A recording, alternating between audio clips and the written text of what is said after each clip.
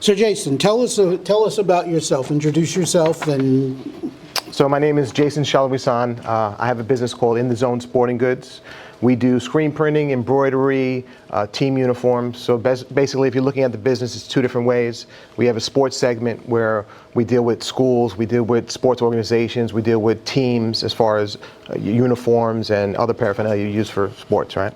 On the second side would be businesses, right? Businesses, especially today, are very into marketing for themselves, right? And one of the ways they market is their gear, right? What they're wearing. When someone comes in to visit your shop, I mean, when say a plumber comes in to visit you, he has a t-shirt on or a golf shirt that has his logo here, maybe something on the back, maybe a hat with his logo. So that's the kind of stuff that we do a lot of, right? There's one right there that we've done, right? All right. So that's the setup for the business. Just as a little background, I'm from New York originally. I worked 30 years on Wall Street. I had this business for about 13 years as a part-time business. As I continued to get promoted in Wall Street, it was just too much time, couldn't do both, so I set it aside. Having moved here 2 years ago, this past April, I relaunched the business. So it's nice to be doing it again. It's something I've always enjoyed.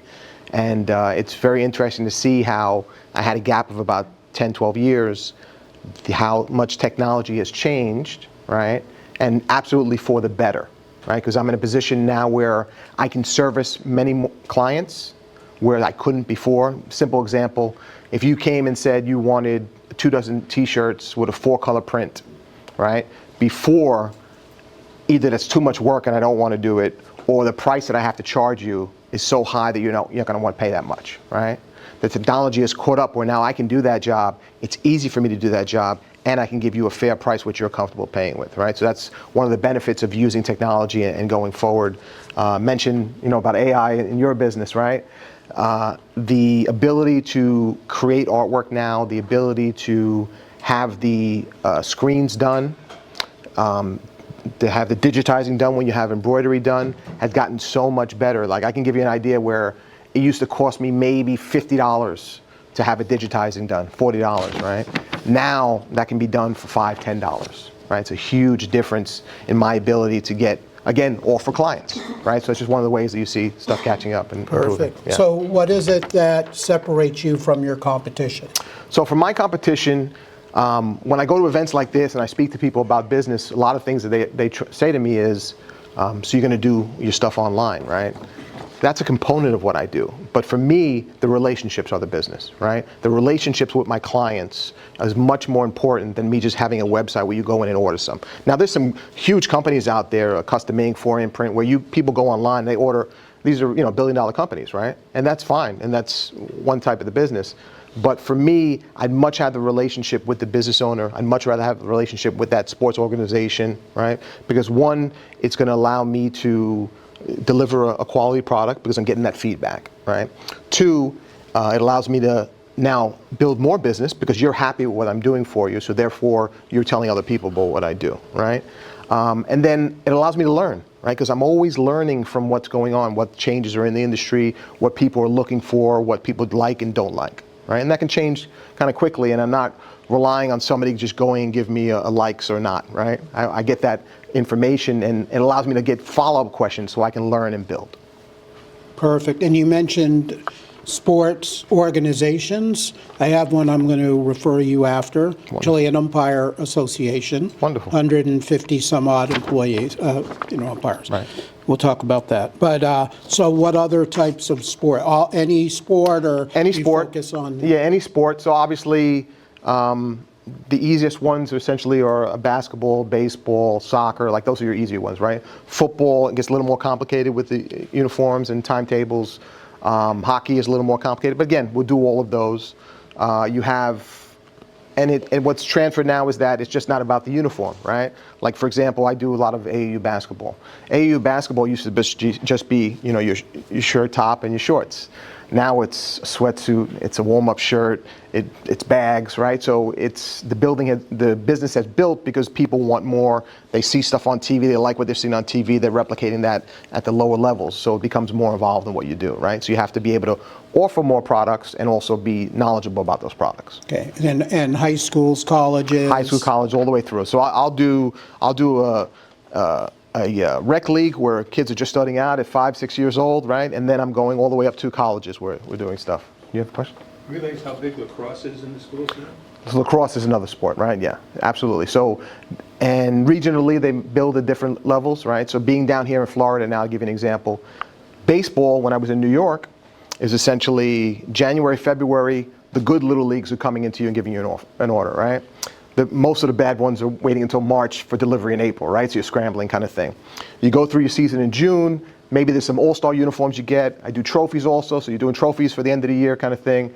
And maybe there's a fall league, right? That's kind of how you go there.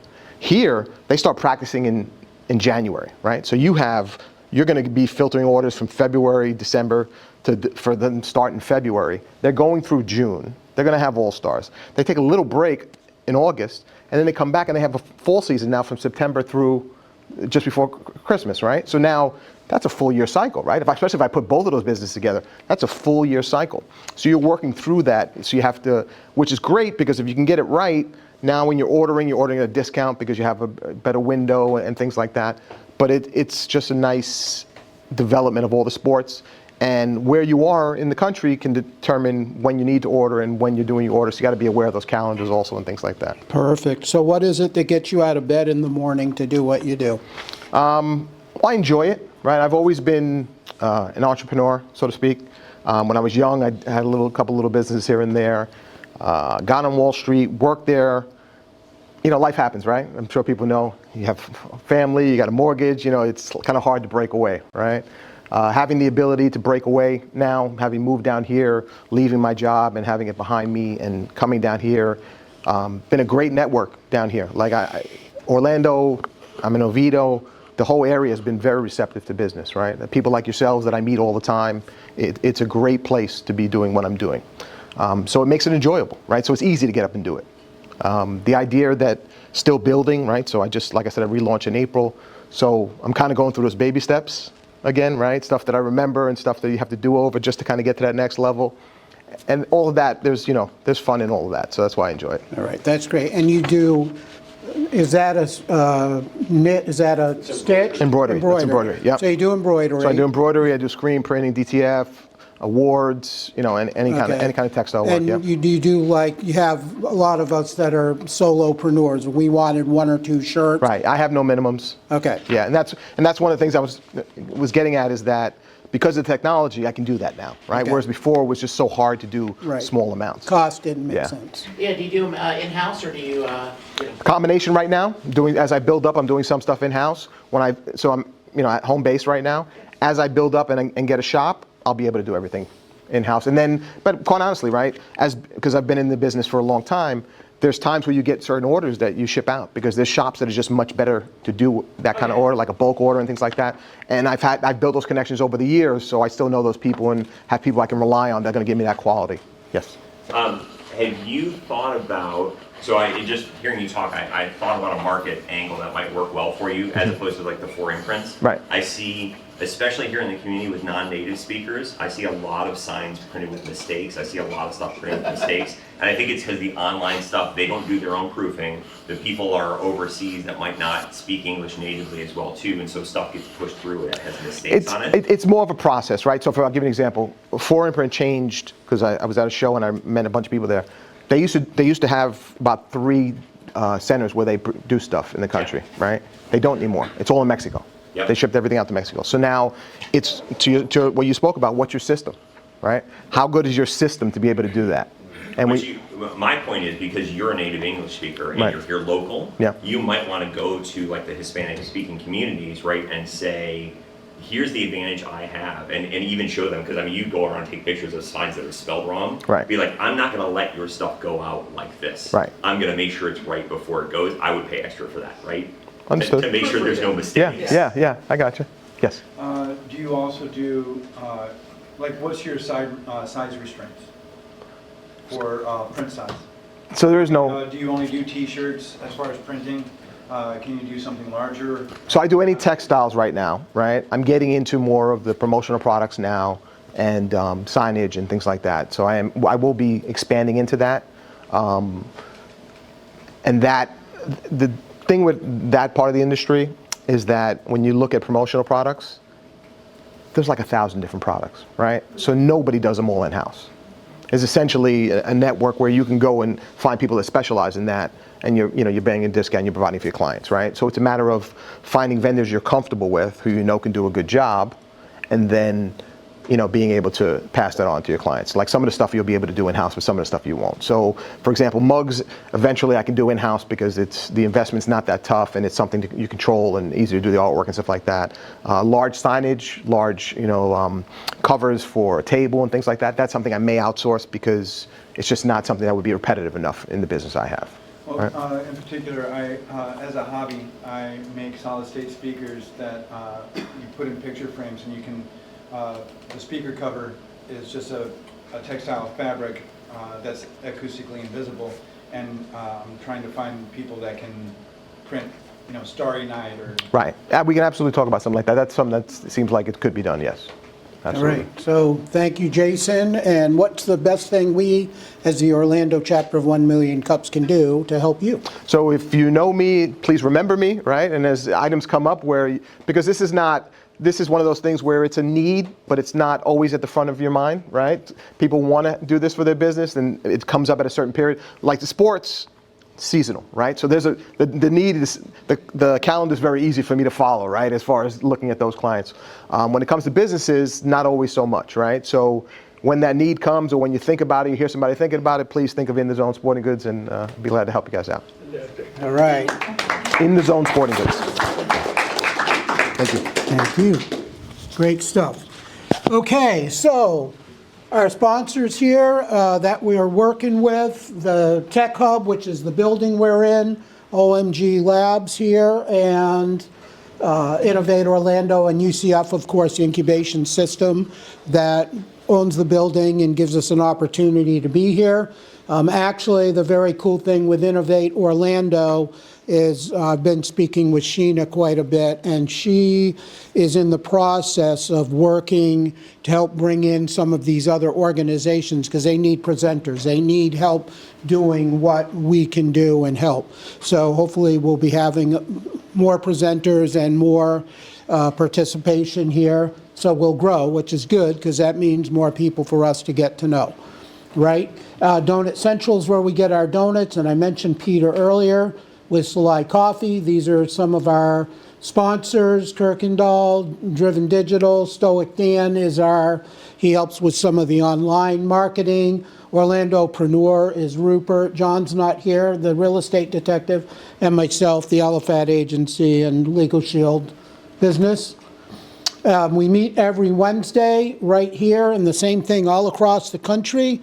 Wednesday, in whatever time zone they're in, they're meeting at 9 o'clock. Most of them. Some of them are a little bit off, but that's typically what they do. Like, follow, and share on social media. Get the word out. Take pictures when you're here. Send it out. It helps attract people to come in. That's the main thing for us. Our organizers, if you're an organizer, raise your hand. If you have any questions about how do you present, what do you do, anything about this, please come see us. If you need some mentorship, come talk to us. We can help you or point you in the direction of the right person for you to know. And connect with someone. Foxtail Coffee is where Pete has the agreement if you like the Salai coffee here. But there's a lot of local coffee shops around. I went to a new one yesterday. It was called over on Curry Ford. It was Mercado, I think is what it was called, just on the west end of Curry Ford, right in the plaza where there's a Winn-Dixie there, which is a little bigger. It's kind of like 1908, except more Italian and Spanish than it was. Yeah, really good stuff there. They put a Zaza out on Curry Ford. Yeah, I've been there too. That's been there a while. So attend, apply, prepare your presentation, and then come present. Share with us what you do or educate us on some things that we should all know as entrepreneurs. And why present? Because of marketing and brand awareness. It's a great way to get your message out, help people know you. We all advertise for each other. Practice and feedback means growth. create strategic partnerships, which is something Rob mentioned. That's what it's all about. You may not be able to do business together, but you know what? You sure as heck could probably do some things together where you can help, again, cross-sell basically is what it works out to. Hiring and retaining talent and get some networking experience. Get used to meeting people. Work on that, 6-word, what do you do? Type of a pitch so that people can pick it up and go, I want to know more. Tell me about that. And then if you want to apply, this is the website right here, the 1millioncups.com/Orlando. We'll get a notice about that, and then somebody will get back to you once we know when you scheduled. We'll send you a rubric, and then come on in on that day, and we'll have a coaching call beforehand to make sure that you've got your slides or your slide deck and your presentation in order in what you need to do. But our closing thought, fear and faith are the same. It all depends on the way you look at it. We're laughing because I just said that. Did you? That- That's funny. See, you must have, Both are guesses about the future. One's positive, one's negative. Neither is correct because you don't know. exactly. So sign in again if you haven't yet, if you forgot to or you missed it or you came in late. That keeps our 1 Million Cups organization corporately happy. And with that, I will give you your week back.